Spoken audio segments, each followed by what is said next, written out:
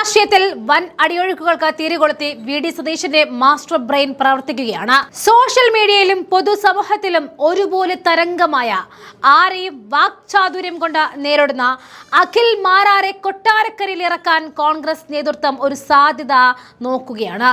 പ്രത്യേകിച്ച് പ്രതിപക്ഷ നേതാവ് വി.ഡി. സതീശൻ നീക്കം നടത്തുകയാണ് എന്നാണ് പുറത്തുവരുന്ന സൂചനകൾ. അത്തരത്തിൽ മാസ്റ്റർ ബ്രെയിൻ അവിടെ സജീവമായിട്ട് പ്രവർത്തിക്കുന്നത് കൊണ്ട് തന്നെയാണ് കൊട്ടാരക്കരയിൽ അഖിൽ മാരാരോ എന്ന ചോദ്യം ഇപ്പോൾ അലയടിക്കാനുള്ള പ്രധാന കാരണം. കൊട്ടാരക്കരയുടെ നിലവിലെ അവസ്ഥ നമുക്ക് നല്ല പോലെ അറിയാം. ഭരണവിരുദ്ധ വികാരം ആളിക്കത്തുകയാണ്. വികസന മുരടിപ്പും CPM-ന്റെ ആക്രമണ രാഷ്ട്രീയവും ജനങ്ങളെ മടുപ്പിച്ചിരിക്കുന്നു. ഒപ്പം BJP-യുടെ വോട്ടുകൾ ചിതറിപ്പോകുന്ന അവസ്ഥയും അവിടെയുണ്ട്. ഇവിടെയാണ് കോൺഗ്രസിന്റെ സാധ്യത തെളിയുന്നത്. സാധാരണക്കാരുടെ ഭാഷയിൽ സംസാരിക്കുന്ന എന്തിനും പോകുന്ന അഖിൽ മാരാരെ പോലൊരു സ്ഥാനാർത്ഥി വന്നാൽ കളി മാറും.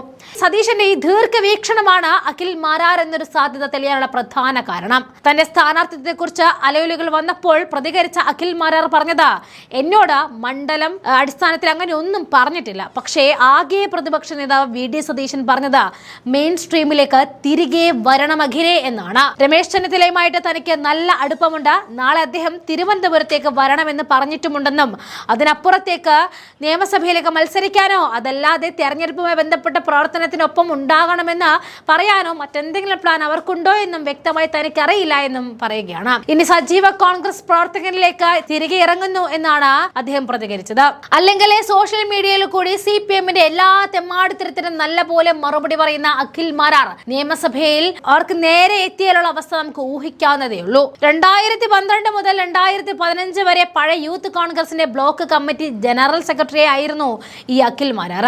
വളരെ സജീവമായിട്ട് തന്നെ യൂത്ത് കോൺഗ്രസ് ഉണ്ടായിരുന്ന ഒരാളായിരുന്നു ഈ അദ്ദേഹം. 2015-ലെ ബ്ലോക്ക് പഞ്ചായത്ത് തെരഞ്ഞെടുപ്പുമായി ബന്ധപ്പെട്ട ചില അഭിപ്രായ വ്യത്യാസങ്ങൾ ഉണ്ടാവുകയും പ്രദേശത്ത് വേറൊരാളെ മത്സരിച്ചപ്പോൾ സ്വതന്ത്രനായിട്ട് മത്സരിക്കുകയും ചെയ്തു. പിന്നീട് കുറച്ചു നാൾ BJP-യിൽ പോയെങ്കിലും ആശയപരമായിട്ട് BJP-ക്കൊപ്പം നിൽക്കാൻ പറ്റാത്തത് കൊണ്ട് മാത്രം ഒരു വർഷം കഴിഞ്ഞപ്പോഴേക്കും രാഷ്ട്രീയ പ്രവർത്തനം ഉപേക്ഷിക്കുകയായിരുന്നു. പിന്നീടാണ് സിനിമ മേഖലയിലേക്ക് പൂർണ്ണമായിട്ടും മാറിയത്.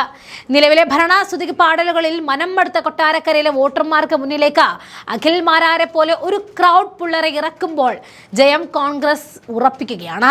യുവാക്കളുടെയും നിഷ്പക്ഷ വോട്ടർമാരുടെയും പിന്തുണ മാരാർക്ക് ഉറപ്പായിട്ടും ലഭിക്കുമെന്ന കോൺഗ്രസിന്റെ ദീർഘവീക്ഷണമാണ് ഇതിന് പിന്നിൽ. CPM-ന്റെ കേഡർ വോട്ടുകളെ പോലും വിറപ്പിക്കാൻ കെൽപ്പുള്ള ഈ നീക്കം വിജയിച്ചാൽ അത് കേരള രാഷ്ട്രീയത്തിലെ തന്നെ വലിയൊരു അട്ടിമറിയാകും. സതീശന്റെ ഈ തന്ത്രം ഫലിച്ചാൽ കൊട്ടാരക്കരയിൽ കൈപ്പത്തി ചിഹ്നം പാറുമെന്നതിൽ സംശയമേ വേണ്ട. അഖിൽ മാരാർ കൊട്ടാരക്കരയിൽ ഇറങ്ങിയാൽ CPM-ഉം BJP-യും ചിത്രത്തിൽ പോലും ഇല്ലാത്ത വിധം മായും എന്നതാണ് സത്യം.